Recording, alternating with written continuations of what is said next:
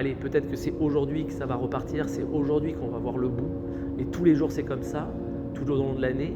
Aujourd'hui encore, il y a des problèmes sur la partie technique de notre travail, des machines qui sont difficiles à mettre en œuvre pour pouvoir avoir des débits plus importants. Mais tous les matins, on se dit, c'est aujourd'hui qu'on va réussir. Si on ne se dit pas ça, on va vite se dire, on arrête et on se retrouve confronté à des problèmes qui sont peut-être plus difficiles encore.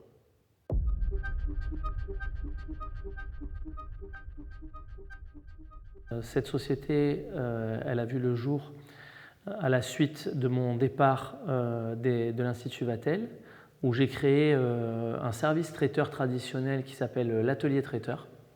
Et au fur et à mesure de mon parcours avec l'atelier traiteur et la mise en relation avec une personne essentiellement qui s'appelle Youssef Tedgui, il m'a ouvert les portes en me disant qu'il y avait des réceptions et de l'événementiel pour de la communauté israélite, et c'est là où a découlé la création de Maison Liel. LYEL, des initiales de mes 4 enfants, Liron, Ilana, Eli et Liam. Et c'est de là où la création est venue de cette société.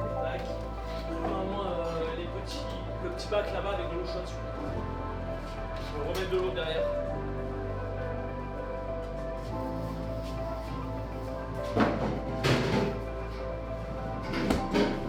Alors on va se mettre les deux, je pense. Moi, tu pars. On va mettre là-bas. Nous avons commencé dans cette société en faisant des réceptions dans l'événementiel. Et la plupart des clients sont revenus vers moi en me demandant d'où, comment et où on avait réalisé et où pouvons-nous trouver des produits pâtissiers boulangers de la qualité que nous avons mis en place. Une idée a jailli en me disant il faudrait qu'on arrive, si vous voulez, à mettre en place ces produits, mais pour monsieur tout le monde. Et donc on a fait de la congélation de l'ensemble de nos produits. Une fois que ces produits ont été congelés, nous les avons testés dans des grosses unités de la grande distribution, spécificité dans le bio et dans le cachère. Et de là va découler une demande assez importante de l'ensemble des acteurs de ce segment.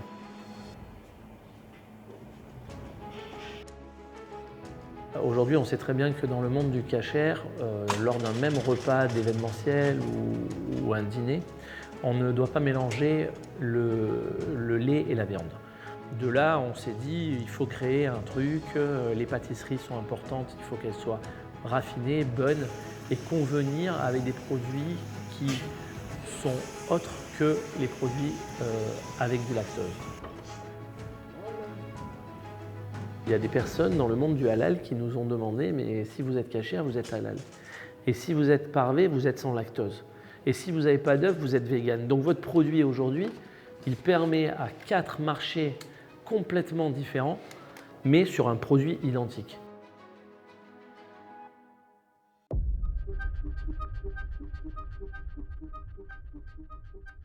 Aujourd'hui, on ne peut plus se dire qu'on est cachère, on est un produit à part entière sans lactose. Aujourd'hui, on se rend compte qu'il y a une très forte demande sur le sol français, voire européen.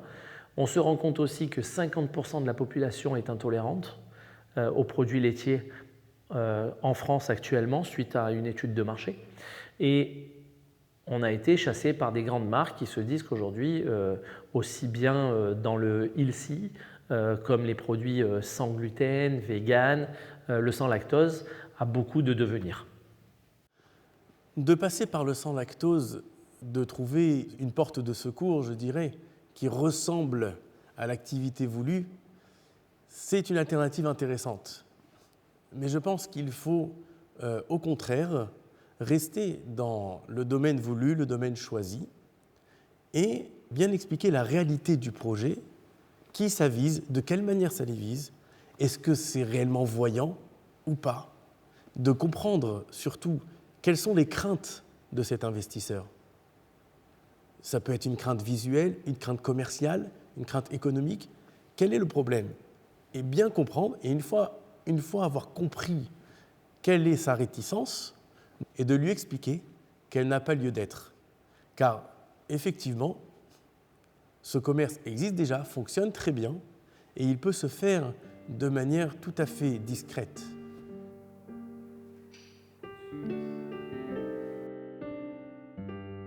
Je m'appelle Lévi Bitton, je suis rabbin à Nîmes depuis 2008. Que pour Shavuot, Baïnan Lamilachem, on a aussi besoin de manger. Le métier de rabbin, c'est un métier qui consiste à accompagner le juif, quel que soit son niveau, quel que soit son âge, ça peut être les adultes, les personnes âgées, les enfants, dans leur vie juive au quotidien. Et Rabbi Eliezer dit, pour toutes les fêtes, vous connaissez l'histoire, il devait travailler la terre, ok, avec ses frères. C'est bon, quand on a la famille, il a le droit de jeûner. Après, il dit oui. Pourquoi? Parce que pour cet homme, le jeûne. Alors lorsqu'il s'agit d'un projet alimentaire, les rabbins interviennent pour assurer que tout ce qui sortira de l'entreprise, de l'usine, soit strictement cachère. Les aliments qui sortiront de cette usine, qui seront consommés par des membres de la communauté juive, ont besoin d'avoir la certitude que ces aliments soient bien cachers. Donc lorsque les rabbins interviennent et certifient l'authenticité de la cacheroute de ces aliments, ils peuvent consommer ces aliments sans crainte.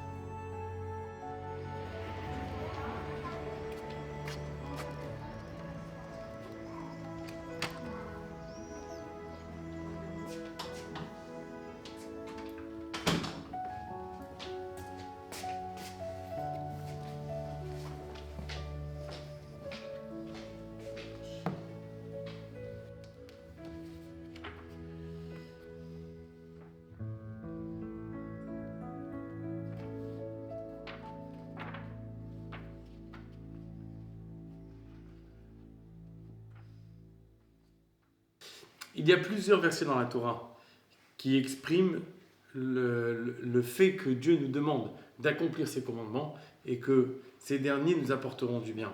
On va trouver dans la parashat Bechukotai un verset qui dit que Im Bechukotai telechu, si vous suivez mes préceptes, venatati gishmechem beitam, je donnerai les pluies en son temps. Les pluies se réfèrent directement à la prospérité. C'est de la pluie que poussent les végétaux qui vont nous nourrir ensuite. Donc déjà, on voit une première source, en suivant la Torah, on aura la prospérité. Et on a un deuxième verset dans une paracha plus tôt, qui va dire « Ushmartem et trokotai, vous garderez mes lois avec mishpatai et mes préceptes, Ashaya c'est otam adam, que l'homme y fera, Vachai bahem, il vivra avec eux. » Ça veut dire quoi, il vivra avec eux? Ça veut dire qu'Hachem nous promet, il nous dit je vous demande de faire certaines choses et ces choses-là vous feront vivre et jamais le contraire. On peut comprendre ces investisseurs qui hésitent à se positionner lorsqu'il s'agit d'un commerce qui va toucher une certaine communauté. On peut comprendre leurs doutes, on peut comprendre leurs réticences. Mais si on se rapproche du sujet et qu'on y réfléchit, il se trouve que ça peut être justement un très bon investissement. Donc il suffirait, plutôt que de s'arrêter sur de quelle communauté il s'agit, des risques que cela peut comporter, de plutôt regarder le fait que ça existe déjà, il n'y a pas de problème ni au niveau de la fabrication, ni au niveau de la distribution, et que, au contraire, ces produits sont très demandés et il y a un réel marché là-dessus. Et donc, il serait intéressant de leur expliquer, de leur montrer l'intérêt que peut porter ces produits-là, même s'il s'agit de viser une communauté en particulier.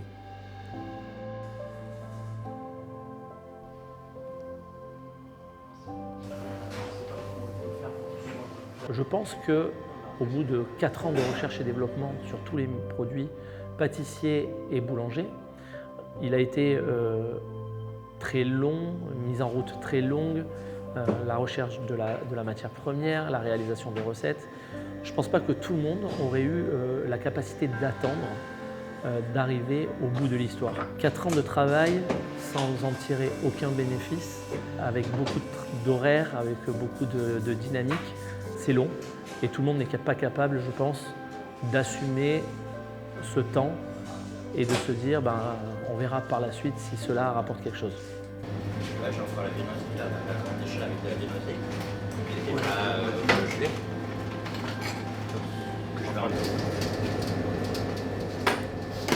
Ouais. Tu les as mis au dur les navettes? Oui. on refait une tournée derrière, on verra bien qu'est-ce qu'il a dit. Si je me suis planté, je me suis planté. Il n'y en a pas pour 100 ans. On va faire des bambous, il va en manquer un petit peu.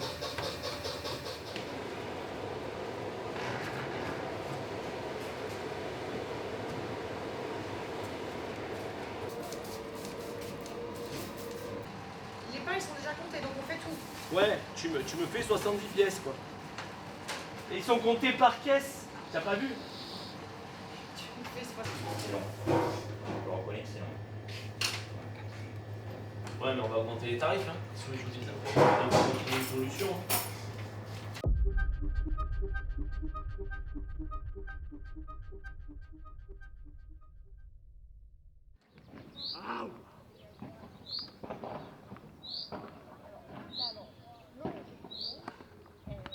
J'accompagne souvent mes deux petits derniers sur le tennis.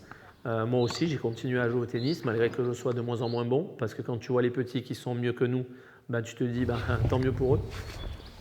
Ça va en vrai. C'est facile un peu. Putain, le mec.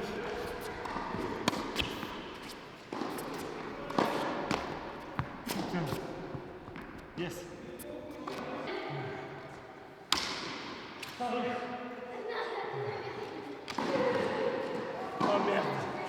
Mais ce que je veux dire, c'est que continuer à suivre les personnes, continuer à être présent et répondre à des demandes de la famille, ça me permet à un moment donné de faire une partie anti-stress, de déstresser un peu. Il y a des moments où ça m'arrive. C'est rare, mais ça m'arrive et c'est très intéressant. Égal.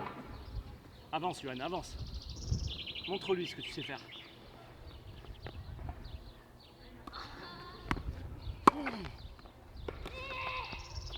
Elle est faute.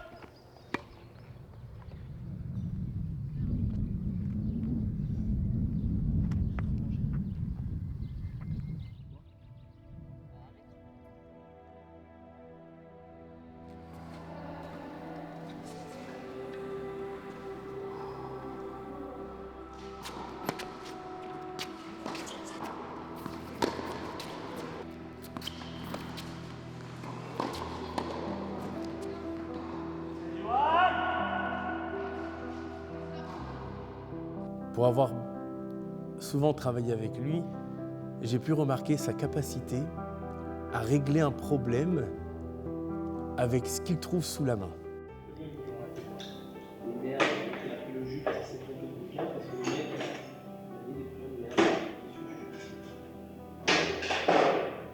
Si je le fais moi, les choses elles seront faites en temps et en heure, nickel, tu comprends? C'est ça le cœur. C'est ça qui m'énerve le plus. Je suis sur le long.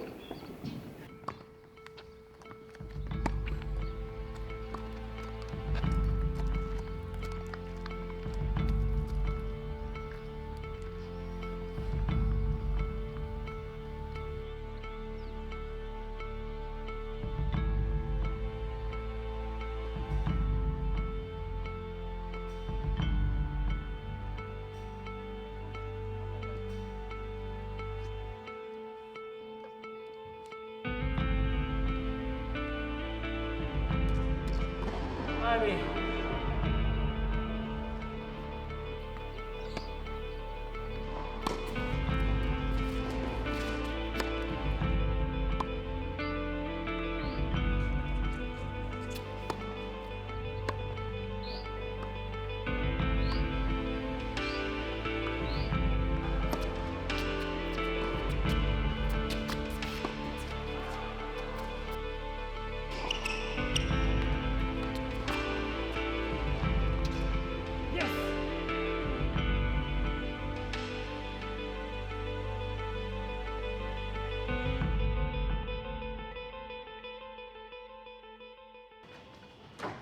S'il s'agit d'un problème technique, il pourrait, avec un bout de bois ou une pierre, le résoudre.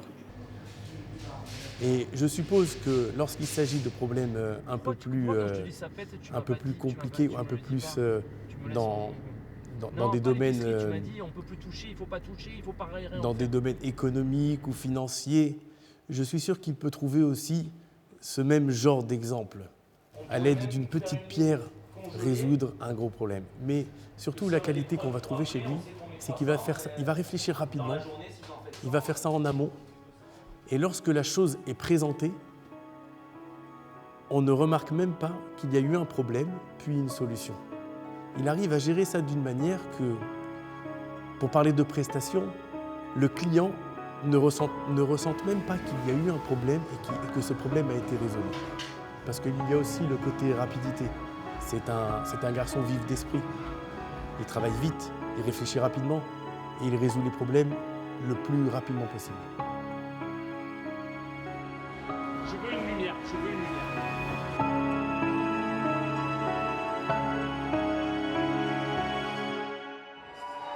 On s'est cassé la gueule. Ah bon? Là maintenant là? À l'instant.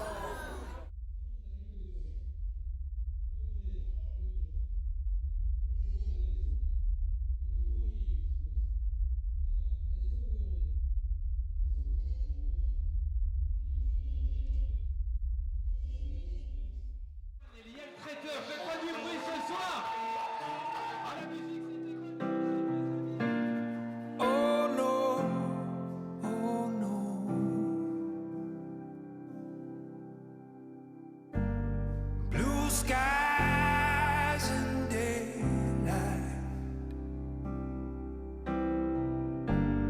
Where do they go? Count me in the wreckage. How low, how low?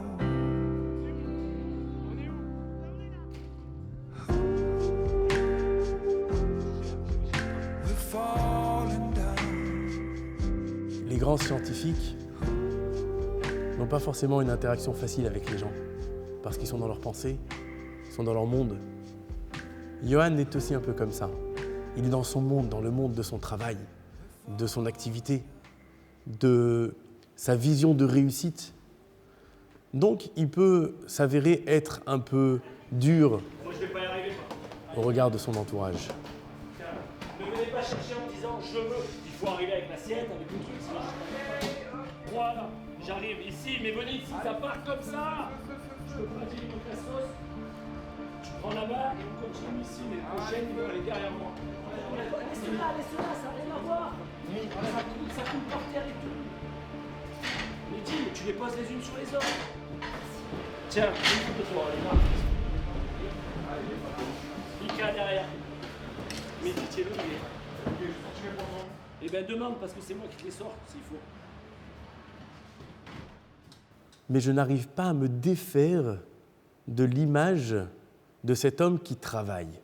Parce que même lorsqu'il n'est pas dans son activité, on le voit travailler. Il travaille tout le temps. Il se réveille le matin, jusqu'au soir, il est constamment en train de travailler. Il travaille. Et si ses mains ne travaillent pas, c'est sa tête qui travaille. On pourrait même dire que c'est un acharné du travail. Je pense que mes enfants aujourd'hui, malgré que je n'ai pas été très présent, en voyant ce que j'ai réalisé, comprennent que je ne le fais pas essentiellement pour moi, mais je le fais aussi pour la famille, pour que ces personnes-là, en parlant de mes enfants, soient fiers et aient la capacité de rebondir, de se dire nous aussi, si on travaille, on peut faire pareil. Donc, il faut montrer à ces enfants que le travail, c'est important. Je pense que j'ai eu peu de moments avec mes enfants, mais les seuls moments que j'ai passés, ils étaient assez intenses, ils étaient intéressants. J'ai toujours été intéressé, j'ai toujours été le rigolo papa pour s'amuser avec ses enfants. Et aujourd'hui, malgré qu'ils ne me voyaient pas beaucoup de par mon implication au travail, je pense que c'est de les voir fiers de ce qu'on a réalisé et que malgré qu'ils soient là, leur prénom est gravé par le billet du nom de Biel et que c'est grâce à eux que je suis là aujourd'hui.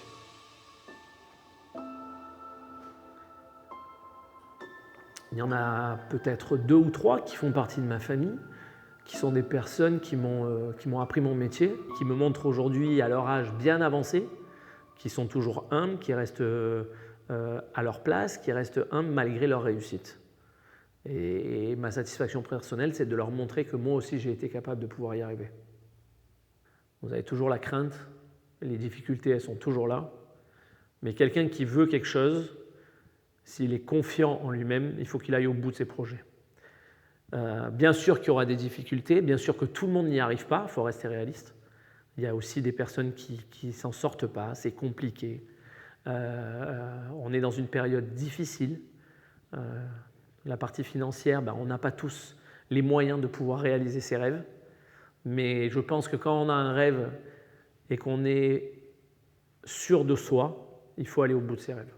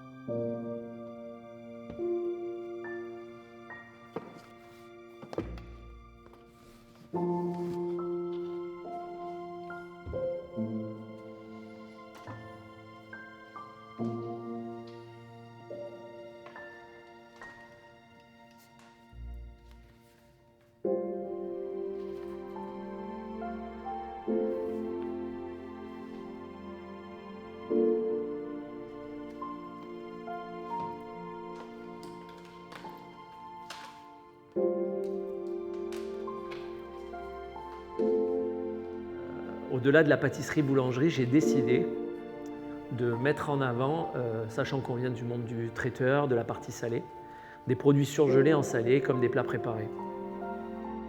Ces plats préparés, je pense qu'il fallait les réfléchir et je me suis inspiré des recettes qu'on avait pu goûter et tester et que ma grand-mère à l'époque me faisait. Aujourd'hui, tous les plats salés qui ne sont pas encore en route dans mon activité, les recettes sont validées, les recettes sont goûtées, sont testées, on est prêt à les mettre sur le marché et on les développera sous la marque Les Bons Petits Plats de Mamie Paulette, qui était le nom de ma grand-mère.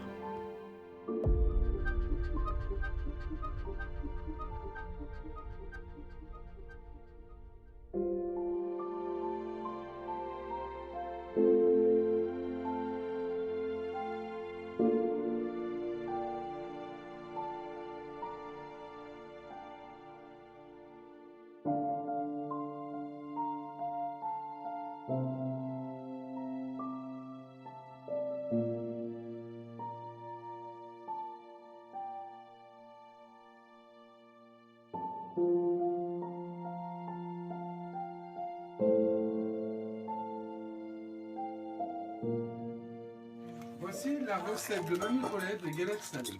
Donc vous prenez 1 kg de farine. Aujourd'hui, nous allons faire, Tata Paulette, des cigares au miel avec une recette qui vient d'Oran.